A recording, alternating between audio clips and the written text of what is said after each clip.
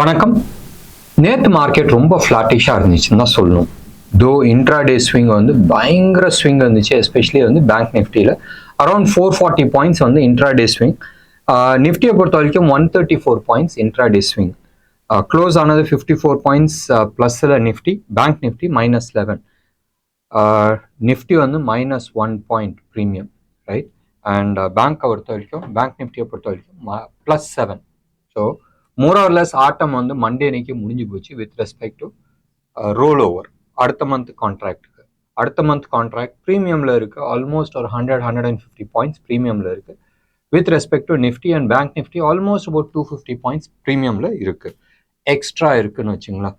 So இந்த month கான்ட்ராக்டை விற்று அடுத்த மந்த் கான்ட்ராக்ட் எடுக்கும் போதும் அந்த பிரச்சனை இருக்குது. அனாலிசிஸ் பண்ணும் போதும், அதாவது இந்த லாஸ்ட் வீக்கில் அனாலிசிஸ் பண்ணும் போதும் சாதாரணமாக நாங்கள் வந்து அனாலிசிஸில் வந்து 4 டேட்டாஸ் எடுப்போம். ஒன்று வந்து current month future, current month option datas, put and call, அதுக்கப்புறமா கேஷ் மார்க்கெட், அதுக்கப்புறமா செக்டோரியல் அனாலிசிஸ், ரைட். அந்த செக்டர் எப்படி இருக்குன்றது. வேறஸ் இந்த ரோல் ஓவர் டைம் இருக்குல்ல, அதாவது எக்ஸ்பைரிக்கு ஒரு வாரம் முன்னாடி அப்படி வச்சுக்கலாமே. அப்போ எக்ஸ்ட்ரா ஒரு 3-4 டேட்டாஸ் வந்துடுது. என்னதுனால் இந்த மந்த்து ஃபியூச்சர் ஆப்ஷன், அதே மாதிரி அடுத்த மந்தோட ஃபியூச்சர் அண்ட் ஆப்ஷன், அந்த டேட்டா, அந்த 3 டேட்டாவும் வரும்போது கொஞ்சம் காம்ப்ளெக்ஸ் ஆகும். அண்ட் ஐடென்டிஃபை பண்ணுறது வந்து கொஞ்சம் ஒரு ட்ரிக்கியான வேலையாக இருக்கும்.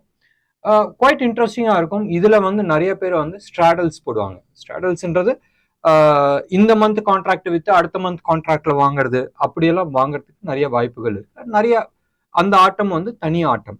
ஸோ அந்த இதில் நம்ம இப்போதைக்கு காம்ப்ளெக்ஸ் போவேன்னா சிம்பிளாக வச்சுக்கலாம். ஸோ இது மாதிரி ஐடென்டிஃபை பண்ணி தான் நேற்று வந்து ஒரு 6 ஸ்டாக் நான் சொல்லியிருந்தேன். 6 ஸ்டாக் வந்து நான் அப்பு போகுமா டவுன் போகாது, நீங்கள் வந்து டிசைட் பண்ணீங்க எங்கே போகுதுன்றது. ஒரு 3-4% வரும் ஒரு 3 நாளைக்குள்ள. என்னைக்குன்றது தெரியாது சொன்னேன். அதில் 6ல் நேற்றே 3 வந்து சூப்பர் டூப்பராக கொடுத்துருச்சு. ஒன்று வந்து 3.5% கொடுத்துச்சு, 2.25, இன்னொன்று வந்து 1.7. இது வந்து மோஸ்டாக ஃபியூச்சர்ஸ் பேஸ் பண்ணி தான் நம்ம சொல்கிறோம். கேஷ் மார்க்கெட்லையும் நீங்கள் பண்ணணும்னு நினைச்சால் பண்ணிக்கலாம். ஏன்னா கேஷ் மார்க்கெட்டில் வந்து ஷார்ட் பண்ணுறது வந்து ரிஸ்கி, ரைட். இன்ட்ராடே தான் நீங்கள் க்ளோஸ் பண்ணி ஆகணும். ஸோ யாருக்காச்சும் வந்து நீங்கள் பண்ணணும்னு நீங்கள் விருப்பப்பட்டால் பண்ணலாம்.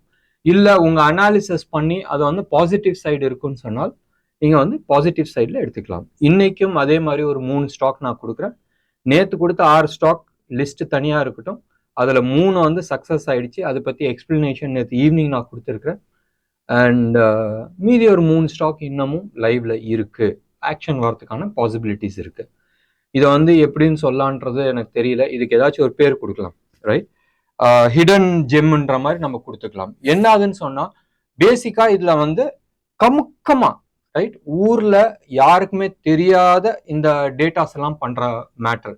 இதில் வந்து வால்யூம் இருக்காது, ப்ரைஸ் ஆக்ஷன் சுத்தமாக இருக்காது, ஒலட்டாலிட்டி அதோட சுத்தமாக இருக்காது.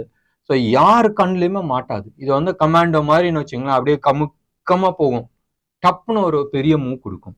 நேற்று பிஹெச்இஎல் நீங்கள் எடுத்து பாருங்கள், நம்ம அதை பற்றி நிறைய பேசியிருந்தோம். பிஹெச்இஎல்ல பிஇஎம்எல் ஆல்மோஸ்ட் வந்து 10% மூவ் கொடுத்துச்சு. எவ்வளோ நாள்? ஆல்மோஸ்ட் 10 days வந்து சைட்வேஸ் மூவ் பண்ணி அதுக்கப்புறமா தான் பிரேக் அவுட் கொடுத்துச்சு. ஐடென்டிஃபை பண்ணும் போதும் வேவ் 4, ரைட். வேவ் 4ன்றதோட நீங்கள் கரெக்டிவ் வேவ்னு எடுத்துங்களேன். ஒரு இம்பல்ஸ் வேவ் வருது, அதுக்குமா கரெக்டிவ் வேவ் வரும்போதும் அதில் எக்ஸாக்ட் ரிவர்சல் பாயிண்ட் கண்டுபிடிக்கிறதுன்றது you need a real expert. And exact date கண்டுபிடிச்சா ஜாக்பாட். இல்லைன்னு சொன்னால் நோ ப்ராப்ளம். ஒரு 3-4 நாள் இல்லை ஒரு 15 நாள், மேக்ஸிமம் ஒரு 10 நாள் அது வந்து தூக்கும். பட் டைம் பிடிக்கும். சப்போஸ் நீங்கள் வந்து அது ஃபியூச்சர்ஸில் எடுத்திருந்தீங்கன்னு சொன்னால் மாட்டுவீங்க. சப்போஸ் நீங்கள் வந்து ஆப்ஷனில் வாங்கியிருந்தால் சத்தியமாக வந்து லாஸ் வரும். 10% மூவ் வந்தாலும் நீங்கள் வந்து ஆப்ஷனில் வந்து டைம் டிகேஸ் போயிடும், ரைட். ஸோ இது வந்து மனசில் வச்சுங்க. ட்ரேட் பண்ணும் போதும் கால்குலேஷன் பண்ணிங்க. உங்களால் எக்ஸாக்ட் டைம் ப்ரிடிக்ட் பண்ண முடியுமான்றதை நீங்கள் பாருங்கள். 1. 2வது, இல்லை வெயிட் பண்ணி அதை வந்து வாட்ச் லிஸ்ட்டில் வச்சுட்டு எப்போ பிரேக் அவுட் ஆகுதோ அந்த லெவலில் வந்து நீங்கள் வாங்கிக்கிறது புத்திசாலித்தனமாக வரும். ஆப்ஷனை பொறுத்த வரைக்கும் ஆக்ஷன் வரும்போது தான் ப்ராஃபிட் பண்ண முடியும். இல்லைன்னு சொன்னால் கற்பூரம் மாதிரி உங்களோட ப்ரீமியம் கரைஞ்சி போயிடும், ரைட். இந்த விஷயத்த வந்து மறுபடியும் நான் வந்து எக்ஸ்பிளைன் பண்ணுறேன். அண்ட் இன்னொன்று விஷயத்தையும் நான் வந்து சொல்லணும்னு நான் விருப்பப்படுறேன். நான் சிபி ரிஜிஸ்டர்ட் அட்வைசர் கிடையாது. ஸோ டெஃபினட்டாக நீங்கள் வந்து உங்கள் ஹோம்ஒர்க் பண்ணுங்கள், நான் இன்ஃபர்மேஷனாக கொடுக்குறேன். அந்த ஹோம்ஒர்க் பண்ணிவிட்டு அதுக்கப்புறமா அவங்க டிசிஷன்ஸ் நீங்கள் எடுத்துக்கிறது புத்திசாலித்தனமாக இருக்கும். சரி, இன்னைக்கு வந்து ஆப்ஷன்ஸை பொறுத்த வரைக்கும் 22,500 ஹையஸ்ட் காலும் 22,000 ஹையஸ்ட் புட்டும் இருக்கு. அண்ட் ஆஸ் யூஷுவல் நீங்கள் எடுத்துக்கிட்டீங்கன்னு சொன்னால் நிறைய வந்து புட் சைடில் தான் வந்து ரைட் பண்ணியிருக்கிறாங்க, அப் சைடுக்கான மூவ் தான் கொடுத்துருக்குறாங்க. அதே மாதிரி பேங்க் நிஃப்டியை பொறுத்த வரைக்கும் 47,000 ஹையஸ்ட் காலும் 46,500 ஹையஸ்ட் புட்டும் வந்து ரைட் எழுதியிருக்கிறாங்க. அண்ட் மேக்சிமம் கால் சைடு தான் எழுதியிருக்கிறாங்க. அப் சைடை பொறுத்த வரைக்கும் பேங்க் நிஃப்டி வந்து லிமிட்டட்ல இருக்கு. டவுன் சைடில் அன்லிமிட்டட்னு சொல்ல முடியாது, ஒரு மினிமம் டவுன் சைடு ரிஸ்க் இருக்கு. ஆனால் ஒன்னே ஒன்று ஞாபகம் வச்சுங்க, ஒரு பெரிய move right most likely March இருக்குன்றதை நான் எதிர்பார்க்குறேன். ஆல்மோஸ்ட் அபவுட் 3,000 பாயிண்ட்ஸ் பேங்க் நிஃப்டியில் அப்சைடு காட்டிட்டு இருக்கு. அது எப்போ பிரேக் அவுட் ஆகுன்றது தெரியாது, but upside as of now ஒரு 3,000 பாயிண்ட்ஸ் அப்சைடு காட்டுதுன்னு சொன்னால் private sector bank in particular HDFC இல்லை ஆக்சிஸ் பேங்க்ல ஏதாச்சும் ஒரு இன்ஃபர்மேஷன்ஸ் வரதுக்கான சான்சஸ் இருக்கு. ஆக்சிஸ் பேங்கோ ஐசிஐசியோ இல்லை எஸ்பிஐயோ ஏதோ ஒரு ஹெவி வெயிட் வந்து ஒரு பெரிய மூவ்க்கான சான்சஸ் கொடுக்குது.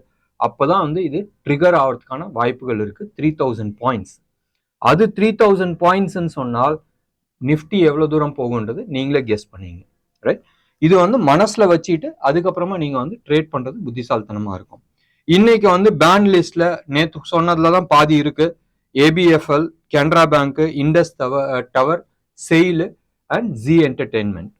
இன்னைக்கு நான் அந்த 4 ஸ்டாக் நான் சொல்றேன்னு சொன்னதுல மொதல் stock Hindalco.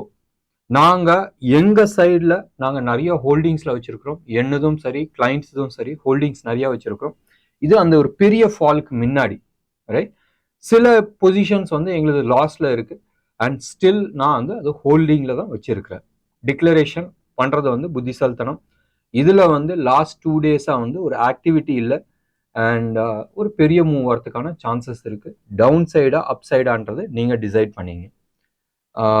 Hindalco, national aluminium, Punjab national bank and sail. ஞாபகம் வச்சுங்க, சேல் பேன் லிஸ்ட்ல இருக்கு. ஸோ ஃபியூச்சர்ஸ்ல இந்த மந்த் இது ட்ரேட் பண்ண முடியாது, அடுத்த மந்த் இது ட்ரேட் பண்ண முடியும். என்ன நேர்களே, இன்னைக்கு ப்ரோக்ராம் உங்களுக்கு பிடிச்சிருந்துச்சுன்னா லைக் பண்ணுங்க, ஷேர் பண்ணுங்க, டெஃபினட்டா உங்களோட கமெண்ட் பாக்ஸ்ல கொடுங்க. நன்றி, வணக்கம்.